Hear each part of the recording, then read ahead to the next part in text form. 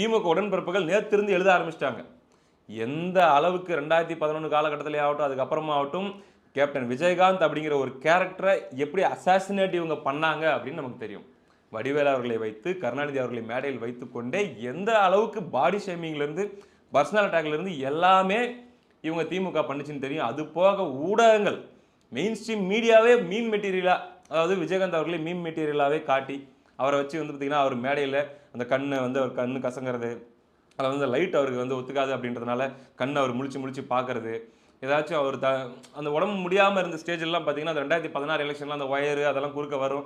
அது ஏதாச்சும் அவர் இது ஏன் என் மேலே படுது அப்படின்ற மாதிரிலாம் மேடையில் சொல்லுவார். இது எல்லாத்தையுமே ஃபன் பண்ணி கூட அந்த ஜோக்குக்கு போடுற மியூசிக்லாம் போட்டு பண்ணிட்டு இருந்த இந்த என்டையர் ஈகோ சிஸ்டம் இப்போ என்ன பண்ண ஆரம்பிச்சிருக்குது அப்படின்னா, விஜயகாந்த் அவர்களை பற்றி ரைட்டப் எழுத ஆரம்பிச்சிருக்குது. பயங்கரமாக எழுத ஆரம்பிச்சிருக்கிறாங்க. தான் உயிருள்ள வரைக்கும் ஒரு முறை கூட திமுக கூட்டணியில் அங்கம் வகிக்காத விஜயகாந்த் அவர்கள் அந்த ஒரு ஸ்ட்ரீக்கை 2006லேருந்து அந்த கட்சி மெயின்டைன் பண்ணிட்டு இருக்குது 20 வருஷமா.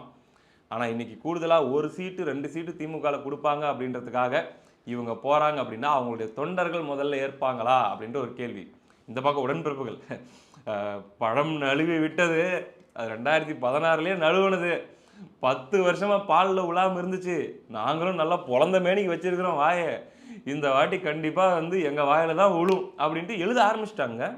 இவர் இருக்காருல்ல நம்ம ஆர்எஸ் பாரதி, அவருடைய மகன்லாம் எழுதிட்டாரு 10 ஆண்டுகளுக்கு பிறகு பழம் நழுவி பாலில் விழப்போகிறது அப்படின்ட்டு.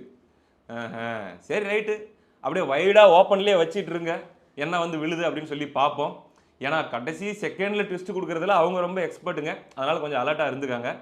ஆனால் ஒருவேளை இவர்கள் சொல்வது போல பழம் நழுவி பாலில் போய் விழுது அப்படின்னா, தேமுதிக திமுக கூட போய் கூட்டணி வைக்குது அப்படின்னா, அது பழம் நழுவி அல்ல, பழம் அழுகி பாலில் விழுந்ததுக்கு சமம். அதுவும் சாதாரண பாலில், அதுவும் கெட்டு போன பால், திரிஞ்சு போன பால், கெட்டு போன பாலில் அழுகி போன பழம் போய் விழுந்ததுக்கு சமம் அப்படின்னு சொல்லி சமூக ஊடகங்களில் எழுதிட்டு இருக்கிறாங்க.